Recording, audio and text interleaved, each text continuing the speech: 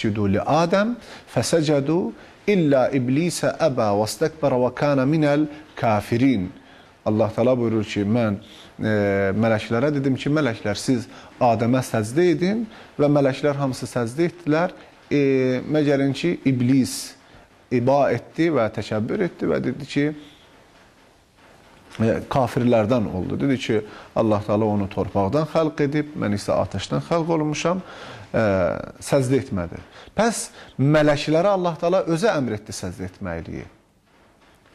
Pəs mələklər Allahı qoydular, Adəmə səcdə etdilər, übudiyyət məqamında, yəni ki, Adəmi məbud bildilər. Xeyr, bu ünvanı təzimdir. İnsan kimisə öz ustadının müqabilində gedir, ya və yaxud da valideynin övlad gedir müqabilində ona səcdə edirsə, baş əyirsə, ehtiram ünvanı ilə, hörmət ünvanı ilə, bunu biz übudiyyət mənasında demirik. İnnəməl ə'malu bin niyyat.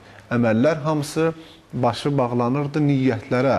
Bizim o əməli edəndə niyyətimiz mühümdür ki, bizim niyyətimiz orada budur ki, biz hörmət mənasını edirik. Əgər gəlir bir övlad anasının əlindən öpürsə, təzim ünvanı ilənsə, öpür alnını qoyursa, bəs onda mənası budur ki, o şəxs anasını özünə Allah bilirmi? Nəuzubillah. Heç bir bəndə təbii ki, bu işi etmir.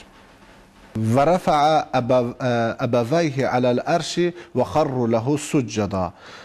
Yusuf surəsinin 100-cü ayəsində çox bir cəlib bir ayə vardır. O da bundan ibarətdir ki, Həzrəti Yusuf Peyğəmbər gəlir atasını və anasını otuzdurur təxtə və təxtə atası və anası Həzrəti Yusufa səcdə edirlər. Və xarru ləhu succada. Ki, ata-anası gəldi, səcdə etdilər ona və hətta qardaşları da Həzrəti Yusufa gəlib səcdə edirlər, baş əydilər. Artıq burada səcdə, yəni səcdənin başqa bir məfhumu, mənası yoxdur. Səcdə etdilər. Sual, onda belə çıxır ki, Həzrəti Yusufun atası ki, Həzrəti Yaqub Peyğəmbər idi.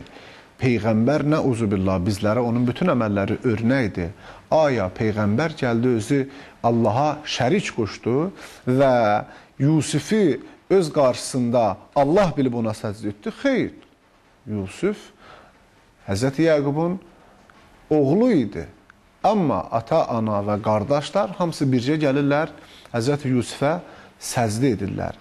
Pəs səcdənin məfhumu təzim ünvanı ilə bunun heç bir irad və işqalı yoxdur. Gəlib səcdə etməkliklərinin heç bir übudiyyət və ixlas məqamına bir şübhə icad etmir.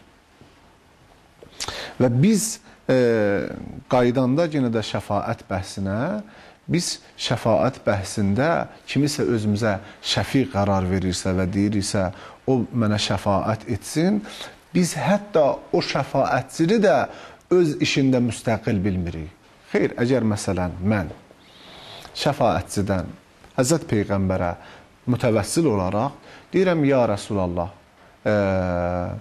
mənim günahımın bağışlanmaqlığını Allah Teala'dan istə. Əvvəla budur ki, mən xitabımda Peyğəmbərə xitab edirəm və ondan iltimas edirəm, istəyirəm ki, Peyğəmbər Əkrəm Allah Teala'da mənim günahımın bağışlanmaqlığını istəsin. Mən öz dilimdə dediyim sözlə bunu çatdırıram ki, pəs mən Peyğəmbərin sırf özündən istəmirəm. Allah Teala'dan Peyğəmbər istəsin. Yəni, Peyğəmbər Allahın müqabilində vasitəçi olsun ki, Allah Təbarək və Teala mənim günahımı bağışlasın.